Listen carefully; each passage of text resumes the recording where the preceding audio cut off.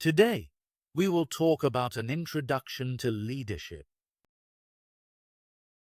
Leadership is a highly valued skill that has captivated public interest over the past 25 years. Individuals and organizations alike seek to understand and develop effective leadership, as it is believed to enhance personal, social, and professional success while improving organizational outcomes. This growing demand has led to a surge in leadership books, academic programs, and research worldwide. Researchers have explored leadership through various theoretical lenses, such as traits, behaviors, information processing, and relational dynamics, using both qualitative and quantitative methods. Recent studies have focused on understanding how leadership influences follower attitudes and performance to make findings more practical. This book presents leadership as a multifaceted process, emphasizing the connection between theory and practice. It provides an in-depth exploration of leadership theories and their real-world applications, offering a comprehensive view of this complex and evolving field. Leadership is a multifaceted concept with numerous definitions, much like terms such as democracy, love, and peace. Despite over a century of scholarly and practical efforts, there is no universal consensus on its definition. Over the past 60 years, researchers have developed around 65 classification systems to explore leadership's dimensions. There are ways to conceptualize leadership. Group process focus. Leadership as the center of group change and activity. Personality traits. Leadership as a set of unique traits enabling individuals to inspire others. Behavioral approach. Leadership as actions taken to bring about change. Power relationship. Leadership as the use of power to influence followers. Transformational process. Leadership as a means to motivate followers to exceed expectations. Skills perspective.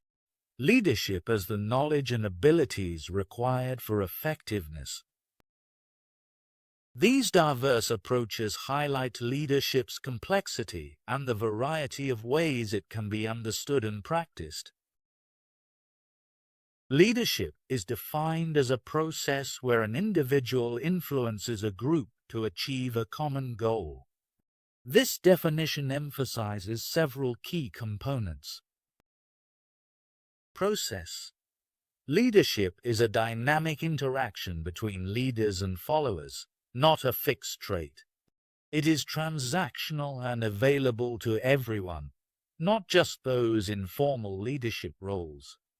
Influence. Leadership hinges on the ability to affect others, making influence the essence of leadership. Groups. Leadership occurs in the context of groups working toward shared purposes, requiring collaboration rather than self-leadership. Common goals. Leadership focuses on achieving mutual objectives, fostering ethical practices and cooperation between leaders and followers. Based on these components, leadership is defined as a process where an individual influences a group to achieve shared goals. This definition highlights that leadership is accessible to everyone, not just formally designated leaders. Leaders and followers are interdependent, with leaders initiating relationships and maintaining communication. Both have ethical responsibilities towards each other, and discussions of leadership should acknowledge the mutual roles of leaders and followers, avoiding elitist perceptions. Throughout the text, leaders refers to those who engage in leadership, while followers are those influenced by them, reinforcing their collective involvement in the leadership process. Leadership can be understood through different perspectives, particularly as a trait or as a process. Leadership as a trait. This perspective suggests that leadership is rooted in innate qualities or characteristics that certain individuals possess, such as intelligence, extroversion, or physical attributes like height. It implies that leadership is exclusive to those with these inherent traits, differentiating leaders from non-leaders. Leadership as a process. In contrast, this viewpoint sees leadership as a dynamic interaction between leaders and followers, emphasizing behaviors and relationships rather than innate qualities. It highlights that leadership is accessible to everyone and can be learned and developed. Additionally, the discussion explores how leadership interacts with concepts like power, coercion, morality, and management, as well as the distinction between appointed and emergent leadership. This broader understanding underscores the complexity and inclusivity of leadership as a phenomenon. In organizations, leadership can stem from formal roles or group dynamics, known as assigned leadership and emergent leadership, respectively. Assigned leadership is based on one's position within an organization, such as team leaders or department heads. Conversely, emergent leadership arises when individuals are perceived as influential by group members regardless of their formal title, evolving through supportive behaviors and effective communication. Effective communication behaviors like active engagement, seeking opinions, and proposing new ideas contribute to successful leader emergence. Personality traits like dominance, intelligence, and self-confidence also play a role in leadership emergence, as evidenced by research findings. Gender biases can impact perceptions of leadership emergence, with studies indicating disparities in how men and women are evaluated in leadership roles. Social identity theory offers a unique perspective on leadership emergence, suggesting that individuals become leaders within a group by aligning with the group's identity and prototype. Regardless of whether leadership is assigned or emergent, the leadership approaches discussed in this book apply equally. The focus remains on the leadership process itself, emphasizing how any individual can influence group members towards shared goals. Leadership and power. Power is closely related to leadership, as it represents the capacity to influence others' beliefs, attitudes, and actions. Individuals in roles such as judges, doctors, coaches, and teachers exemplify this potential for influence. While power and leadership are often seen as synonymous, understanding how power functions in leadership is crucial, especially regarding its misuse for personal gain, leading to toxic leadership styles.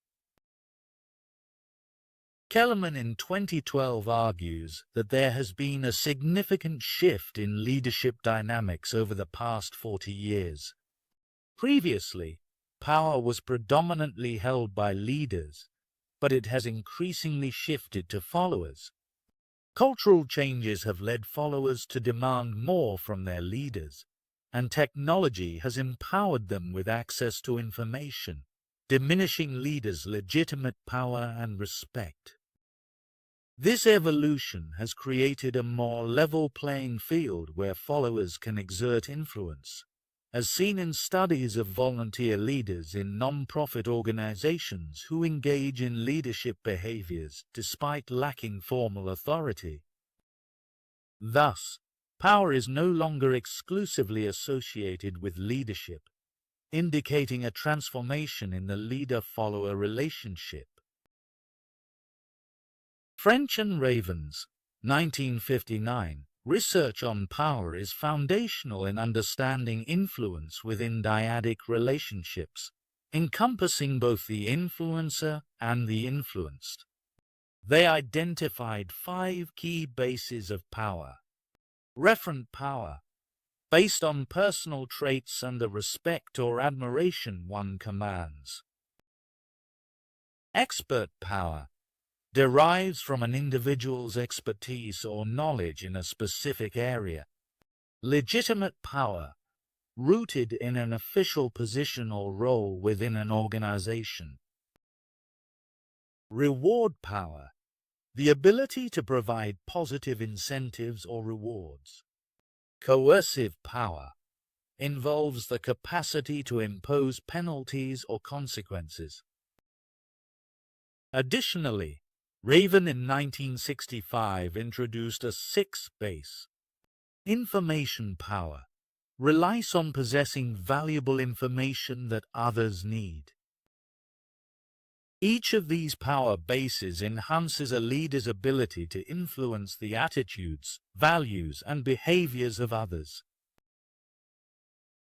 In organizational contexts, there are 2 primary forms of power: position power and personal power. Position power, encompassing legitimate, reward, coercive, and information power, stems from one's formal rank within an organizational structure, granting influence through hierarchical status. This type of power enables leaders to assume pivotal roles within organizations, distinguishing them from lower-ranking staff members. Additionally, leaders in formal networks contribute to their social power, further distinguishing leaders from non-leaders. On the other hand, personal power is derived from how followers perceive a leader's likability and expertise. When leaders exhibit behaviors that are significant to followers, they gain power. For instance, some managers hold power because their followers see them as exemplary role models, while others are viewed as highly competent or considerate. Personal power includes referent and expert power. In discussions on leadership, leaders are often portrayed as wielders of power who dominate others to achieve personal objectives. However, Burns in 1978 emphasized a relational perspective on power, viewing it not as a tool for leaders to exploit for personal gain, but as something that exists within relationships. From this standpoint, power should be utilized by both leaders and followers to advance shared objectives. Coercive power is a specific type of power wielded by leaders, involving the use of force to induce change. Coercion entails influencing others to act against their will, often through the manipulation of penalties and rewards within the work environment. This approach typically includes threats, punishments, and negative reinforcement schedules, and is commonly associated with the darker aspects of leadership. Leaders who rely heavily on coercion are often characterized by their use of power to compel followers to engage in extreme behaviors. Notable historical examples of coercive leaders include Adolf Hitler, Taliban leaders in Afghanistan, Jim Jones in Guyana, and Philippine President Rodrigo Duterte. These leaders employed force and control to push their followers towards extreme actions. In extreme cases, coercion can blend with other forms of abusive and tyrannical behaviors, forming what is known as abusive supervision. It is crucial to differentiate between coercion and genuine leadership, to separate leaders who resort to coercive tactics from those who adhere to more positive and effective leadership approaches. In discussions on leadership, coercive individuals such as Hitler, the Taliban, and Jones are not upheld as models of ideal leadership. True leadership is characterized by influencing a group towards a shared goal, whereas leaders who rely on coercion often prioritize their personal objectives over the needs and desires of their followers. Coercive leadership contradicts the collaborative ethos of working with followers to achieve common objectives. The relationship between leadership and morality raises the question of whether leadership inherently includes a moral dimension or is a neutral, amoral concept. For example, opinions about Adolf Hitler's leadership often reflect this debate. Those who see leadership as neutral might view Hitler as a leader due to his charisma, influence, and impact, regardless of the outcomes. In contrast, those who view leadership as moral argue that leadership should promote the common good and reject destructive or unethical examples like Hitler. This debate is central to how leadership is defined, studied, and taught.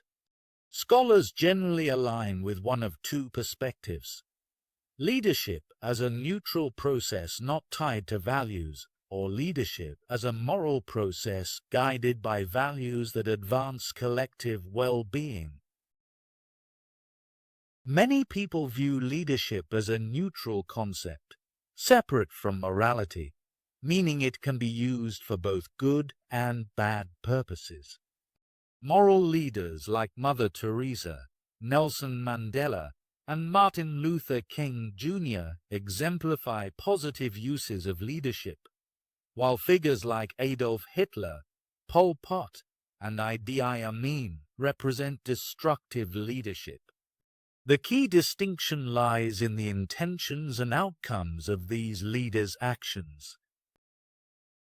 Niccolo Machiavelli's The Prince serves as a classic example of this amoral perspective, suggesting that moral values are irrelevant in leadership. Instead, leaders should prioritize achieving their goals, using power, even fear and deception, without concern for the righteousness of their actions. Numerous definitions of leadership reflect this neutral stance, indicating that leadership does not inherently lead to positive outcomes. For instance, Padilla in 2013 defines leadership as a process involving leaders, followers, and goals, emphasizing that it can serve constructive or destructive ends. He argues that Hitler qualifies as a leader despite the horrific outcomes of his leadership. Some scholars argue that leadership has a moral dimension, focusing on influencing others to achieve the common good. From this perspective, leaders like Adolf Hitler cannot be considered great leaders, as they acted against the common good. James McGregor Burns was one of the first to conceptualize leadership as a moral process, emphasizing that leaders should raise followers' motivations and moral values, guiding them toward principles like justice and equality. Burns' ideas were expanded by Bass, who introduced the concept of transformational leadership, which raises followers' values. However, Bass also coined the term pseudo-transformational leadership to describe leaders who prioritize personal goals over the common good, such as Hitler. In contrast, real transformational leadership focuses on socialized leadership, concerned with the collective good. Additionally, authentic leadership and servant leadership also emphasize moral values. Authentic leaders prioritize doing what is right for followers and society, while servant leaders focus on caring for others, giving up control rather than seeking it. Ultimately, whether Hitler is considered a leader depends on one's definition of leadership. If leadership is seen as a neutral process, he could be viewed as a leader, However, if leadership includes ethical considerations, he is seen as a despotic dictator, not a leader in the moral sense. Leadership and management are closely related concepts that involve working with people and striving for effective goal achievement. While both leadership and management share similarities in certain functions, they also exhibit distinct characteristics. Management emerged in the early 20th century as a response to the need for organizational order and efficiency in an industrialized society. Key management functions identified by Fayol in 1916 include planning, organizing, staffing, and controlling, which remain fundamental in the field of management today. In contrast, leadership, with roots dating back to Aristotle, focuses on producing change and progress. While management seeks order and stability, leadership aims at fostering adaptive and constructive transformations. Scholars like Cotter argue that both management and leadership are essential for organizational success. Effective organizations require competent management for stability and skilled leadership for innovation and progress.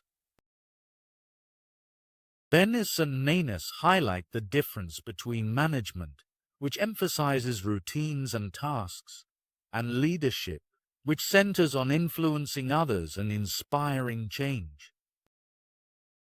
Ross distinguishes leadership as a multidirectional influence relationship and management as a unidirectional authority relationship.